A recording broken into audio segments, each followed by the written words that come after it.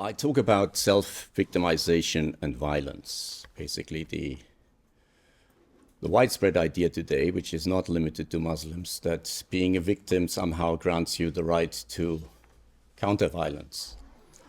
And it's particularly problematic because you already mentioned it, in the postmodern left-wing space, speech acts are deemed to be violent acts, and therefore a mere speech act or an act of a theater performance therefore is seen as violence, thereby justifying counter-violence. That's ultimately the problem we're dealing with. That's not good. And I also apologize for reading it out, but given the sensitivity of the topic, I prefer to have a record of what I actually said. In his seminal book, Self-Criticism After the Defeat, the Syrian philosopher Sadiq al-Azm writes in the aftermath of the defeat of the Arab armies by Israel that something is rotten in the Arab state, I quote. For him, the root of both the defeat and the failure to draw lessons from it lay in the comprehensive refusal of Arab society at all levels to accept responsibility, to engage instead in soothing narratives of self-exculpation. I quote Mr. al-Azm. No one who has followed the state of the Arabs before and after the recent war has failed to note our vehement tendency to expend the greatest effort in order to shirk our responsibility and shift it instead onto factors outside our control, allowing us to excuse ourselves for the embarrassing situation we find us in. We persistently attempt in what we say, think, write, and declare to save face, save appearance, defer to emotions, concern ourselves with proprieties, morale, flattery, and sensitivities, instead of doing the necessary work of calling things by their names and assigning responsibilities where they belong, end of quote. In a discourse that has remained eerily relevant in the current Gaza war, al-Azm asks rhetorically why the enemy, demonized for decades, should not behave aggressively and cunningly, why the enemy should not seek superiority in arms over a people who have prepared, wished, and declared their own enmity. The desire to explain away the miserable battlefield performance of the Arab armies was psychologically comforting, but blaming others is not a winning strategy. I quote him again. The state of miserable denial and irresponsible and irrational flight that prevailed the defeat was similar to the conditions that sometimes afflict the sick, who are unable to acknowledge their sickness, but instead deny the fact of the illness in their behavior, expressions, delusions, and hallucinations, because they are unable to bear the reality of the situation, end of quote. Such reflexive self-victimization has remained a constant wherever outsiders point out the unbearable reality of the Arab condition. Rather than asking what led to this unflattering state of affairs, instead of engaging with the veracity of the critique and seeking causes, there is an instinctive refusal to engage. The refusal is usually accompanied by ad hominem attacks on the critics' motives rather than their methods or sources.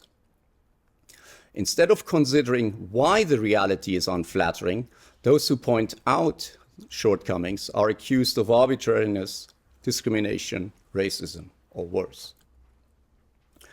The problem with this way of thinking is the risk of an inverted racism of low expectations, where Islamic history is removed from the critical examination otherwise applied to all other epochs and civilizations, because Muslims supposedly cannot bear the bitter medicine of self-knowledge. Placing comfort and the maintenance of a soothing illusion over the painful search for accountability precludes understanding the causes of one's decline, as al-Azm continues. I quote, For the Arabs to own their present and hold themselves responsible for their future, they must come to terms with a certain image of themselves buried deep in their collective subconscious. What I mean is this: as Arabs and Muslims, and I use Muslim here in the historical and cultural sense, we continue to imagine ourselves as conquerors, history makers, pace setters, pioneers, and leaders of world historic proportions. In the marrow of our bones, we still perceive ourselves as the subjects of history, not its objects, as its agents and not its victims. We have never acknowledged, let alone reconciled ourselves to the marginality and passivity of our positions in the modern world. End of quote. The current plight of Muslim societies, characterized by overpopulation, poor governance, repression, violence, unemployment, inequality, and insecurity, has created an enduring structural push of a significant portion of their people into the better governed societies of the North. One often hears in pro-migration circles that this demographic push should be welcomed due to this stagnating, aging European demographic. Europe allegedly needs to replenish its labor force, so it should see these arrivals as an opportunity. The problem with this seemingly plausible argument is its unstated underlying assumption that human beings are fungible economic actors, that qualifications, culture, work ethic, and similar personal criteria are ultimately unimportant, that supply and demand of labor is easily and automatically matched.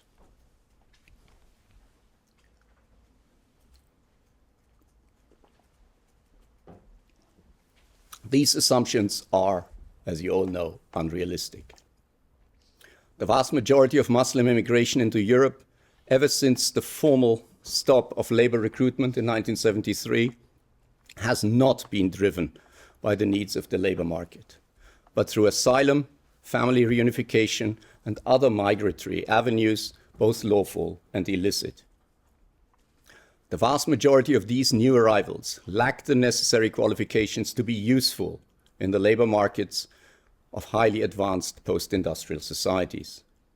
This is confounded by increasingly skeptical attitudes of host societies towards cultural and behavioral traits perceived as alien and often dangerous.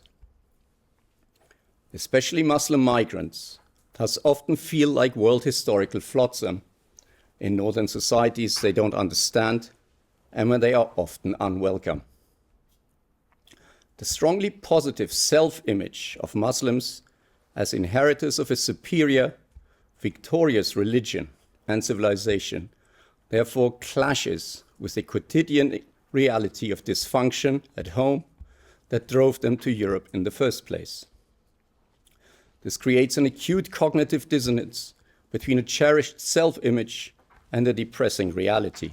The sense of belonging to collectivities that are no longer masters of their own history provokes resentment, intensified by an exaggerated sense of self-worth by virtue of belonging to a supposedly superior religion. This results in a startling sense of entitlement derived from I quote, a certain image of themselves buried deep in their collective subconscious, as Al-Azm puts it. He continues, I quote, "We find no less intolerable the condition of being the object of a history made, led, manipulated, and arbitrated by others, especially when we remember that those others were and by right ought to be the objects of a history made, led, manipulated, and arbitrated by us. Add to that no less deeply seated beliefs that this position of world historical leadership and its glories was somehow usurped from us by modern Europe.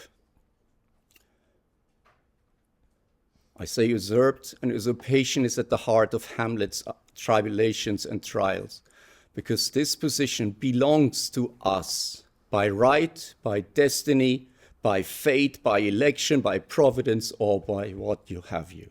End of quote. A comprehensive understanding of the phenomenon of European migration must therefore include a critical, rational, and empirical examination of religion.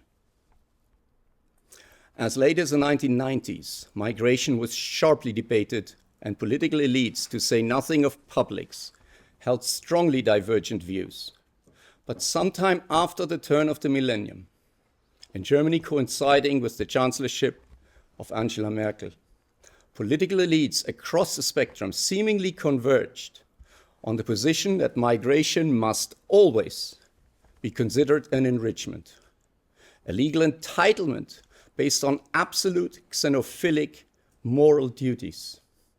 Paradoxically, it was simultaneously claimed that at any rate migration was a phenomenon beyond control, to be endured like inclement weather, not managed and responded to like a flood or an earthquake. The Vice President of the German Federal Parliament, Katrin Göring-Eckardt, a Protestant theologian by training, celebrated the impact of the 2015 migration crisis in a highly publicized speech at that year's Green Party annual conference. I quote, and I've translated into English. I quote, "Germany will become more colorful. Yes, how wonderful is that? This is what we have always wanted. It will probably also become more religious. Of course. Our country will change, and quite drastically. And I tell you something, I am looking forward to it." End of quote. Whatever one makes of her normative assessment of the impact of mass Muslim immigration, her statement is informed by the widely shared conviction that migration is first and foremost an individual right to mobility, to asylum, to social provisions, and political participation. This framing of the issue in the language of individual rights of the alien logically assigns to the host state an absolute and unlimited duty of reception, as you see in the infamous debate about Obergrenzen. The effects on the receiving society are explicitly ignored, a stance that appears unreasonable, as a well-known Jewish liberal legal scholar Tom Farah aptly summarizes the ensuing intellectual, emotional, and normative balancing act. I quote, "But to preserve liberal democracy in one of the few parts of today's world where it still flourishes, it may be necessary to see the larger picture. It may be necessary for governments not to suspend, but to restrain the humanitarian impulse, to open the door, but not too widely, to be generous, yet not too generous, to appeal to the electorate's better angels while acknowledging its attachment to the idea of a community less broad than the world, a bounded space." End of quote. The unbounded moralizing xenophilia expressed by politicians like Göring-Eckardt and much of the liberal intelligentsia seems to be premised on the belief that European societies are somehow lacking without copious additions of alien people and their cultural traits. It thus seems helpful to examine these assertions from the perspective of the Catholic constitutional lawyer Ernst Wolfgang Böckenförde and the Jewish political scientist Karl Deutsch. The liberal constitutional state depends on preconditions it cannot itself guarantee, as Böckenförde's dictum famously states. As a liberal state, it relies on the citizens' inner acceptance of an open society. Despite their differences, all citizens are alike in their acquiescence to the existing social order and peaceful coexistence with others. The liberal state sustains itself from this moral substance of the individual and the homogeneity of society, as Böckenförde says. The moral substance of the individual and the homogeneity of society. That's his often criticized definition, although it cannot impose it lest it loses its liberal character. Karl Deutsch has described this indispensable minimum consensus in a different context as a security community. That is, a community of people who are all alike in at least one respect. Namely, I quote Karl Deutsch, a belief on the part of the individuals in a group that they have come to agreement. By the way, we have a light here? No, I don't. On at least this one point, that common social problems must and can be resolved by processes of peaceful change. Normally, institutionalized procedures without resort to large-scale physical force. A security community, therefore, is one in which there is real assurance that the members of that community will not fight each other physically, but will settle their disputes in some other way, end of quote. Susanne has already pointed out that this minimum consensus is not given with the people we talk about. This minimal consensus does not currently exist in any Muslim majority country. Indeed, it has historically never existed. Religious dogma and state practice have always treated violence as an apposite instrument to enforce a proper way of life. And I need only here refer to legal institutions of Hizbah, on which ubiquitous moral policies are based. In the present context, we are concerned with the treatment of Muslim minorities who voluntarily migrated to the liberal constitutional orders described by Frankfurter, where two further characteristics mentioned by Deutsch come into play. According to Deutsch, the permanence of the mutual expectations of unconditional peaceableness stems from a sense of togetherness, a sense of community based on shared values and mutual trust, defined by Deutsch as, I quote, a matter of mutual sympathies and loyalties, of we-feeling, trust and mutual considerations, of partial identification in terms of self-images and interests, of mutually successful predictions of behavior and of cooperative actions in accordance with it. In short, a matter of a perpetual dynamic process of mutual attention, communication, perception of needs, and responsiveness in the process of decision-making, end of quote. In other words, the members of security community share a fundamental political ideology, as he calls it, that includes democracy, the rule of law, and a minimum level of secularization. Frankfurter's much maligned prescriptive requirement of social homogeneity is nothing more than this minimum political and ideological consensus. The attitude of some Muslims towards this minimum consensus was recently demonstrated in Hamburg, where thousands loudly denounced an alleged German dictatorship of values and demanded the imposition of a caliphate in Germany as a solution.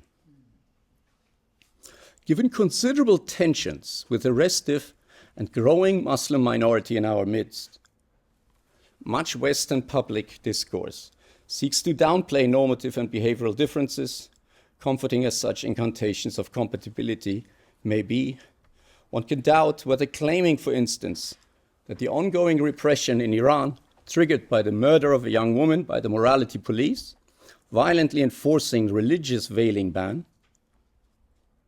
indeed has, as our then former foreign minister claimed, I quote, nothing, absolutely nothing to do with religion or culture, end of quote.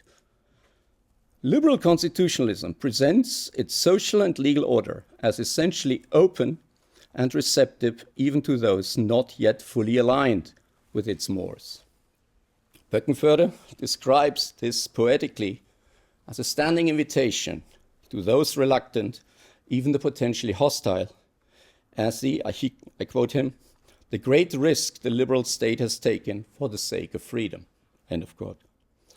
Whatever the merits of this confident, inviting stance, much liberal discourse appears to be motivated by an absolutist, internal moral calculus, unable or unwilling to see Muslims as anything but victims of Western colonialism or worse. This chapter, this presentation, I once presented in a slightly different form during a conference organized by the Austrian Islam Conference, a governmental funded forum seeking to encourage critical discourse between Muslims about some of the problems outlined here. Perhaps impolite, as I am sometimes wont to be, as unlike as the Iranian that I should be, I pointed out and I asked the audience, why Western governments do not have to spend tax money to organize similar discussion fora about the acceptability of self-evident prerequisites of life in a peaceful pluralistic order for Buddhist, Hindu, Orthodox, Jewish, animist, or atheist immigrants. Why is it not deemed necessary to invest financial, political, and institutional capital to endow university institutes teaching voodoo theology or Hindu theological studies in the manner such establishments have proliferated for Sunni Islam at Western universities, usually under the auspices of highly conservative corporate representative bodies claiming to represent the restive Muslim migrants.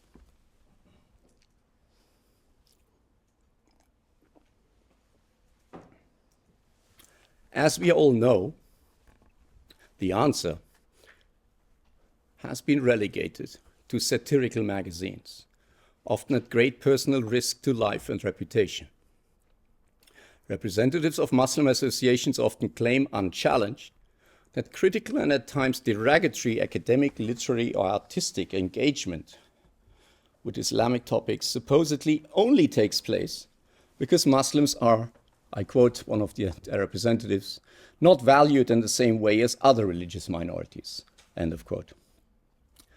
But could it perhaps be that members of different religious minorities in the West behave differently, and that such differentiated behavior could affect how others perceive the group and its members? Unfortunately, even this self-evident fact can increasingly only be discussed as satire. Some time ago, The Onion, it's an American satirical newspaper, printed an article simply titled, "No One Murdered Because of This Image." The American satirists wrote dryly under the very colorful and very explicit drawing, I quote, "Following the publication of the image above, in which the most cherished figures from multiple religious faiths were depicted, engaging in a lascivious sex act of considerable depravity, no one was murdered, beaten, or had their lives threatened. Not a single bomb threat was made against the organization responsible, nor did the person who created the cartoon go home fearing for his life in any way. Though some members of the Jewish, Christian, Hindu, and Buddhist faiths were reportedly offended by the image, sources confirmed that upon seeing it, they simply shook their heads, rolled their eyes, and continued on with their day." End of quote. Do we really have to respect someone at the threat of violence? To put it another way, who sets the limits of freedom of research, teaching, and expression? Is the credible threat to destroy careers and livelihoods legitimate? In view of my own experience at the University of Vienna, many of my colleagues, students, and the public at large seem to answer this question in the affirmative. Just as many openly argue for the resurrection of blasphemy laws to protect Muslim sensitivities. If criticizing Islam is deemed to rightfully entail a career penalty, what about the threat or use of physical violence by terrorists, students, or academic colleagues who invariably find compassion and understanding not with the victims, but with those righteously angry because they cannot conceive of Muslims as anything but weak, unfairly discriminated. I come to the end. In a rare exception, the liberal German weekly Die Zeit, otherwise the poster child of precisely the kind of thinking I'm criticizing, ran an editorial after an Afghan refugee attacked and severely wounded several people in Mannheim who had criticized his religion and murdered a police officer who had rushed to their aid. The editor-in-chief, Sascha Chaimowitz, pointedly stated in an editorial dedicated to freedom of expression, I quote him, "There is no outcry. When are we going to start rebelling against Islamism the same way we do against right-wing extremism?" End of quote. In a penetrating essay on the occasion of the anniversary of Al-Azm's book, the Iraqi academic Kanan Makia returns to its central themes, defeat and self-criticism. I quote Makia, "Being defeated is a state of mind, a stance one chooses to take upon the world. The addressing this was a monumental challenge. Society as a whole needed to be overhauled, not merely its bankrupt politicians and military men replaced. Israel has never been real in the Arab imagination. It is an uninteresting black box to bang away at from the outside, an alien outpost we choose not to know intimately. The only way to know anything, but nonetheless see as a source of unmitigated evil. It is not, for its Arab critics, a society which successfully acquired its own state as it acquired the attributes of genuine nationhood, even as our own Arab societies are today in the danger of losing theirs." End of quote. The necessary changes to avert a recurrence of defeat, that is, to change one's mental outlook on oneself, could not take place because, I quote him, "self-criticism was a very unusual thing to do in the Arab world. This unwillingness to see in the mirror of one's collective existence, to begin the hard work of spiritual and eventual societal renewal, was never begun in earnest. Instead, a cult of victimization and the glorification of victimhood took hold, so brutally in evidence today in Gaza and elsewhere. Muslim political agents have abandoned any pretense of protecting their own and instead are actively seeking to maximize civilian suffering through the unscrupulous celebration of victimhood. Makia traces this to the refusal to self-inspect through a comforting but self-destructive cult of victimization. I quote him, "Bathing oneself in the soothing balm of victimhood is a handy escape from the burdens entailed by acknowledgement of defeat. Victims, after all, can never be blamed. Nothing is their fault. The work of intellectuals turns into one of extolling the virtues of victims and defending their rights. But this, over time and through endless repetition, cannot but lead to idealizing the condition of victimhood itself. Our failure created a vacuum which was increasingly filled by wilder versions of a conspirational view of history, a view no longer equipped intellectually to do anything but blame others for the ills of one's own world." End of quote. Forcing my students to engage with such analyses is painful, not only for Muslims, but also for idealistic Western youth seeking to divide the world neatly into oppressors and victims. Their reaction, especially in the current climate of ongoing culture wars, are predictably hostile. Demanding that university education has to always offer them something constructive instead of being too depressing, they deliberately ignore Makia's call to action, namely the sense of, I quote him, "the sense of ourselves as authentic political actors with the capacity for imagining concrete and gradual gains in the political arena." End of quote. But such concrete and gradual gains require first and foremost a long, hard look at the way the world actually is, not the way we might wish it to be. Let me thus end by stating clearly what needs to happen, at least here in the West, to make coexistence possible. At the very least, Muslims must finally accept that critique must be met peacefully, that violence is never, under any circumstances, an acceptable response to harsh, even insulting criticism. Most Muslims do not agree.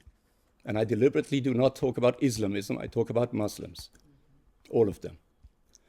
Insist that violence and intimidation are legitimate, even necessary to defend dogmatic claims.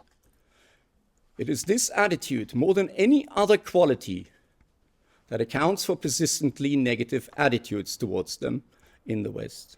Attitudes that cannot be simply wished away by executive fiat, like the unwise words uttered a decade ago by the then German federal president, Wolf, who claimed that Islam now belongs to Germany.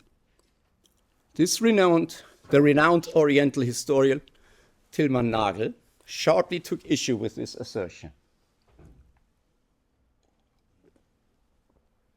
I quote him, "That politico-religious doctrine, whose masterminds lack a fundamental ability of German, indeed of European culture, namely the ability to critically examine oneself, to at least temporarily put one's own certainties aside and empathize with others, is now supposed to belong to Germany." End of quote. The murderous Afghan refugee in Mannheim and his many predecessors, successors, and defenders must be content with one simple question. Why did he and his co-religionists come to Europe if they detest the very qualities that make Europe what it is?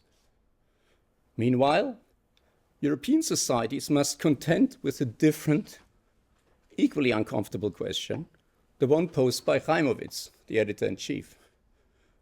Why is there no outcry? Thank you very much.